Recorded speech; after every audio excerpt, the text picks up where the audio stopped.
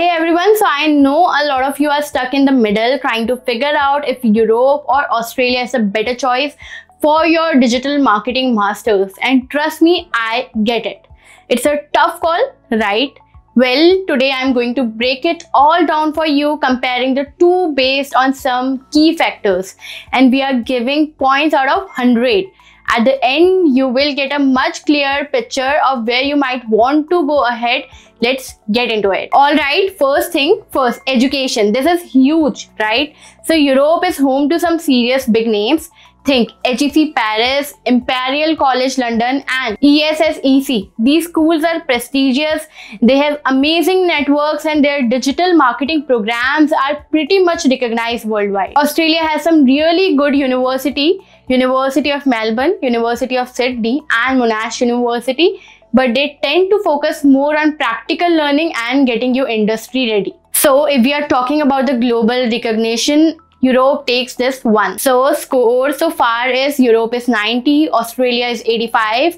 Okay, not a huge difference, but Europe is leading here. Let's move on. Now, the second part is cost of study, because we all know it's a big factor when it comes to choosing where to study. Europe is a winner when it comes to affordability.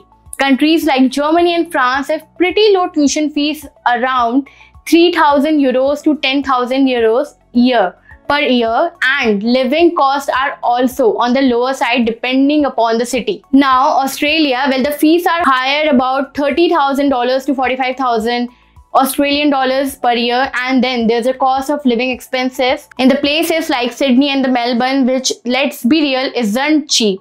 So yeah, Europe is the winner here also. It's a lot easier on the wallet. And the score update here is Europe 175 and Australia 145. Looks like Europe is taking a strong lead here. Let's keep going. So it's really very fun. Then third part we are going, that is scholarship and financial aid. Okay, so let's talk about the scholarships. We all love a good scholarships, right? Europe definitely has more options. You have got big programs like Erasmus Mundus, DART and other country-based scholarships. They really help making education more accessible, especially for the international students. Australia does have some scholarships like the Australia Award and university-specific options, but honestly, there are fewer choices compared to Europe. So no surprise here, Europe wins on scholarships. Score update is Europe 260 and Australia 225. Okay, Europe keeps pulling ahead. Let's see how the next factor goes. Fourth one is post-study work visa. Here's the fun part. Post-study work visa, this is important for anyone who wants to stay and work after the graduation.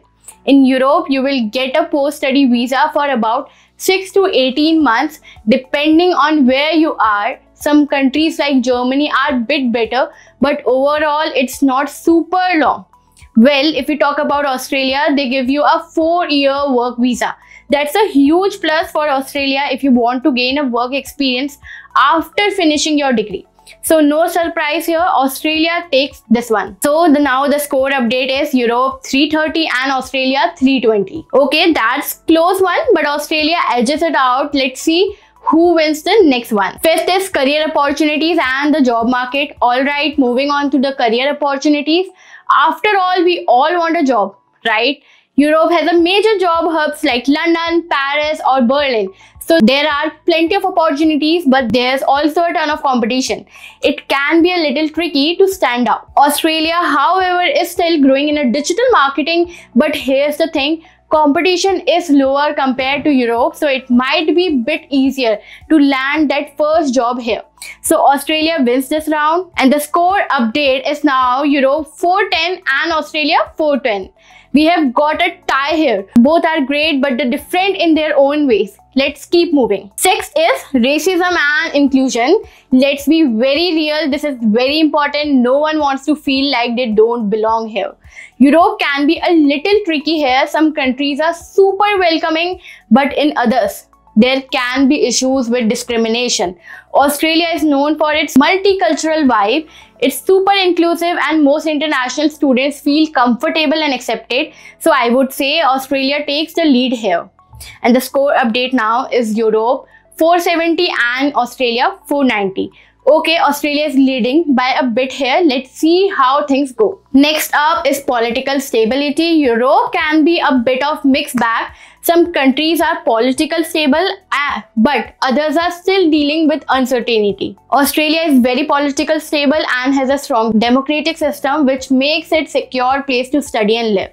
Winner here, of course, Australia hands down.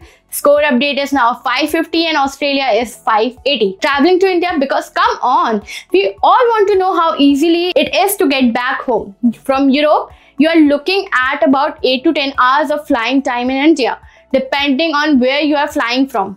Australia a little longer, around 12 to 15 hours of a flight time. So of course, winner here is Europe takes the cake here. Europe is 620 and Australia 650. Quality of life and work-life balance. Let's talk about the life after the work.